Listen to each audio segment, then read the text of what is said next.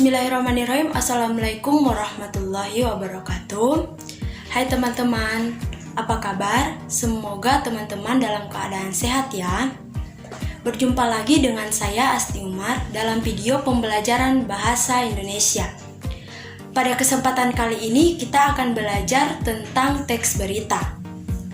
Nah, alangkah lebih baiknya sebelum kita memulai pembelajaran, kita memulainya dengan membaca doa. Berdoa dimulai. Berdoa selesai. Baik teman-teman, sebelum kita masuk ke pembahasan mengenai unsur-unsur teks berita, alangkah baiknya teman-teman mengetahui dulu pengertian dari teks berita itu sendiri. Nah, teks berita adalah suatu kejadian atau informasi yang berupa peristiwa sesuatu yang telah terjadi. Nah, pada video kali ini kita akan membahas mengenai mengidentifikasi unsur-unsur dari sebuah teks berita. Nah, sebuah teks berita akan baik jika memiliki susunan unsur-unsur yang baik dan benar. Mungkin teman-teman berpikir, apa sebenarnya unsur-unsur teks berita tersebut? Nah, teks berita tersebut ada 6. Yang pertama itu apa, di mana, kapan, siapa, mengapa, dan bagaimana. Nah, setelah teman-teman mengetahui unsur-unsur dari teks berita, mari kita bahas satu persatu unsur-unsur tersebut. Nah, unsur yang pertama dalam sebuah teks berita adalah, yang pertama itu apa. Apa dalam sebuah teks berita ini merupakan sebuah peristiwa atau kejadian yang akan disampaikan. Misalnya, berita tentang banjir. Nah, yang kedua itu di mana? Di mana merupakan sebuah penjelasan terjadinya sebuah banjir tersebut. Misalnya, banjir tersebut terjadi di kota tersebut. Dan yang ketiga itu kapan?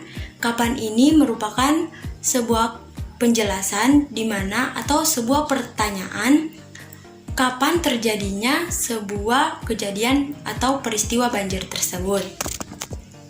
Unsur yang selanjutnya itu siapa? Siapa ini merupakan orang-orang yang terlibat dalam kejadian tersebut. Misalnya, orang yang menjadi korban banjir, orang-orang yang menyalurkan bantuan untuk korban-korban banjir.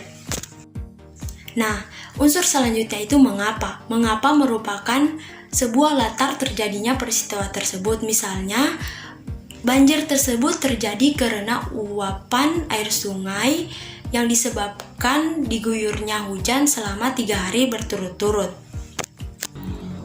Unsur yang terakhir ialah bagaimana. Misalnya, bagaimana masyarakat yang terkena banjir tersebut.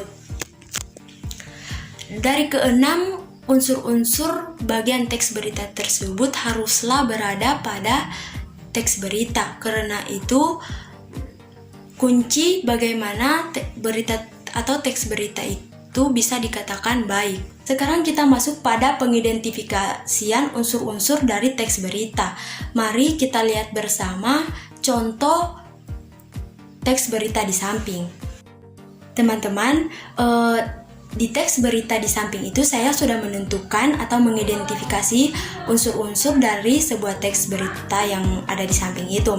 Jadi teman-teman tinggal melihat atau membaca hal-hal yang telah saya identifikasi itu agar teman-teman paham, agar teman-teman juga tidak bingung bagaimana menentukan unsur-unsur dalam sebuah teks berita.